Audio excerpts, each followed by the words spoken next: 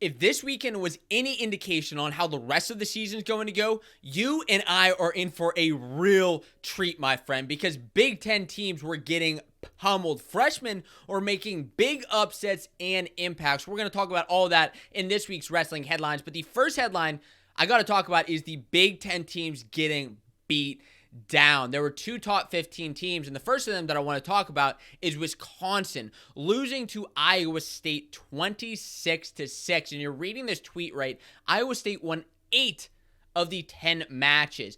This, on paper, Wisconsin should have won this dual meet. I was not underestimating Iowa State, but if you were, yeah, they just showed you that you shouldn't have been. These were some of the matches that happened that really, made this dual meet possible of a win for Iowa State. At 125, the upset started with Kyson Terrakina beating Eric Barnett in the first match. Zach Redding beat Taylor Lamont at 133 with 2 upsets in a row. And this is such a crazy upset because Lamont was coming in as a transfer, a former All-American at Utah Valley. And there's a whole bit of drama kind of going on right now with Wisconsin's old 133-pounder who kind of got pushed out and ended up transferring to Nebraska. Now, with that transfer, and there's a reason I'm telling you this story, Kyle Berwick actually was not able to wrestle this season. He's ineligible as of the current timing of this video.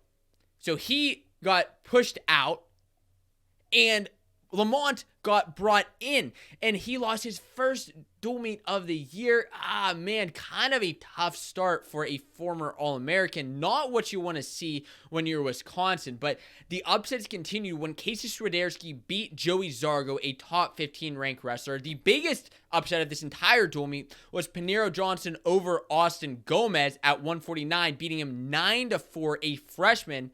An impressive win over the All-American. And then not an upset, but an impressive match here was David Carr beating Dean Hamidi. And the reason this was an impressive match is because Carr's bumping up from 57 to 65. And I was really looking for an indication on how he was going to be. And wrestling an All-American in your first match of the season is a great indication. He beat Dean Hamidi 7-5 and showed that he is a true competitor. We expected that, but really, he showed it on the mat, which I think is even more important. And this match ended with another upset, Sam Schuler beating Trent Hilger at heavyweight. I don't know the last time I saw this many upsets in one dual meet. 5 upsets, and Iowa State, the Cyclones, they came to play this year. Now, the other major Big Ten upset that happened was North Dakota State beating Nebraska, a top 15 team. And holy cow, 20-16, North Dakota State beat Nebraska. Now, there's a big reason that Nebraska lost, but one of the things I think that was interesting is despite North Dakota State's best wrestler, Jared Franek, losing at 157, they still won the dual meet. Now, Franek, who's a top 10 ranked guy, ended up losing to Peyton Robb, who's ranked ahead of him, so it wasn't like an upset or anything, but still, despite him losing, North Dakota State still came through. Now, the reason they didn't end up winning was because Nebraska was without a 149-pounder. If you're asking what is up with Ridge Lovett, I'm going to tell you that in a second, but first let me hit you with my takeaway here, which is that Big Ten teams better watch out. They're seen as the best conference in college wrestling, but everybody is out there coming for them, especially these Big 12 teams this year. And I think for you and I, the takeaway is that we're in for some very good wrestling, very good dual meets this year. But that moves us to the second wrestling headline of the week, which is that Ridge Lovett made a massive decision. Have you heard this yet?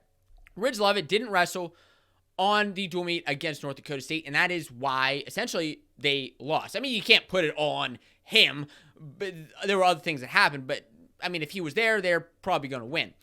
And it was rumored, I thought maybe, potentially, Ridge Lovett could be bumping down a weight, or up a weight, but, I mean, he can't bump up because Peyton Robb's there, so he's not going to be able to bump up to 57. And so I thought maybe he was going to move down to 141. The reason for this is because he made the national finals last year against Yanni. He lost to him twice last year, and he just wasn't going to be able to beat Yanni this year. At least that's kind of what it looked like from watching that match. And so I thought maybe with Nick Lee of Penn State, the multiple-time national champion, leaving 141, maybe Ridge would bump back down and have a really serious impact at the weight. Well, that's not happening. What is happening, and that was confirmed over the weekend, is that Ridge Lovett is taking a red shirt. Yes, head coach Mark Manning has confirmed that the runner-up Ridge Lovett will use his red shirt year. He's still going to compete in open tournaments like any other red shirt. Manning said it was a collective decision that was brought up in the summer. So this is something that has been in the works for a while, that he was going to use his red shirt. I'll be honest, I didn't even realize that he still had that red shirt available, but I think it's a good decision.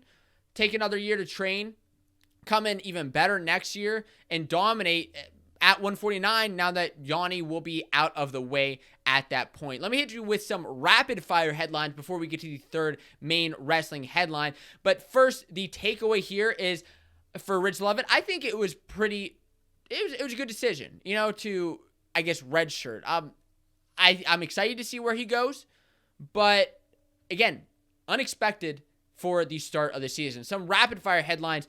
NC State defeated in-state foe App State. Both of these teams had two of the longest winning streaks in college wrestling. I believe App State was 9, NC State was 8. Well, NC State took over App State for one of those top winning streak spots, and the celebrations here were awesome. I think NC State, the Wolfpack, was just excited to start the season again. Another team that was very excited to start the season and had a phenomenal first weekend was Maryland. Yeah, they actually had a season-opening sweep.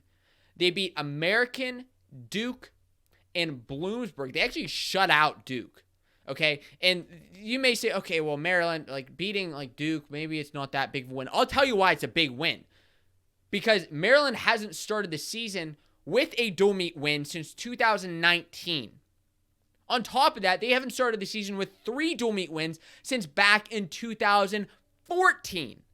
This could be the turnaround for Maryland, for the Terps, and I certainly hope it is. I'm not saying they're going to go out and win the Big Ten anytime soon, but you know what? There's a good chance that they can have a couple of placers at Big Ten this year, that they can get some guys to nationals, and I certainly hope they do. Another big thing that I got to tell you about that's super exciting is this event happening on Friday.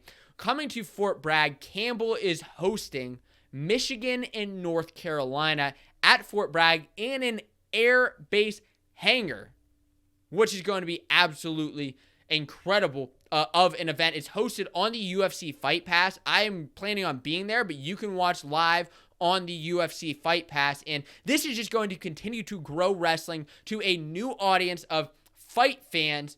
And it's a new announced event that I think is going to be a lot of fun. Now, one of the other things, before we get to that third headline that's pretty quick, is that over the weekend, a few high school seniors actually competed in open tournaments. One of these guys was Meyer Shapiro, who won the Clarion Open. Now, he's a high school senior who will be training with the Spartan Combat RTC in his senior year up in Ithaca with Cornell, which is pretty impressive that as a senior, he won a collegiate open tournament.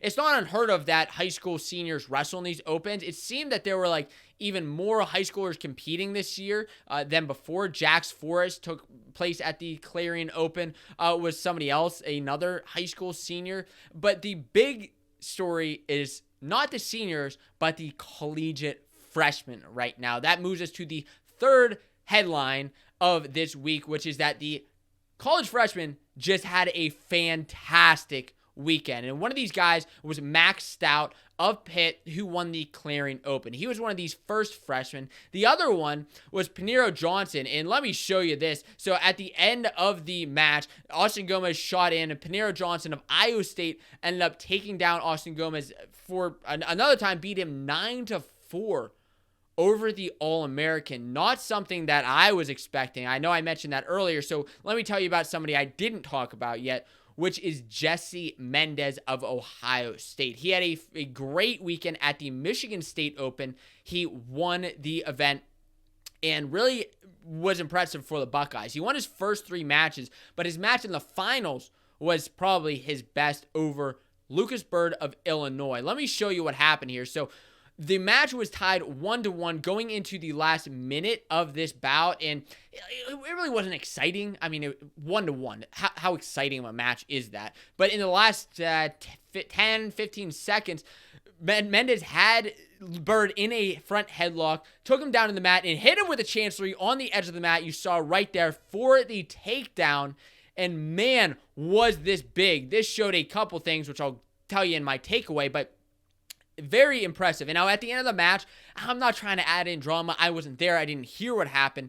But you saw Bird saying something to Mendez. Mendez celebrated the match, which is understandable. It's a big win over an All-American, over a top 5 ranked wrestler in Bird. He's going to celebrate a little bit. And, I mean, as a true freshman, just won his first collegiate open. That's awesome. Now, Bird was smiling while he was doing it. So I don't know if he was, congratulating him. I doubt that. I mean, he's probably PO'd. He just lost to a freshman, right? I mean, you're not going to be happy about that.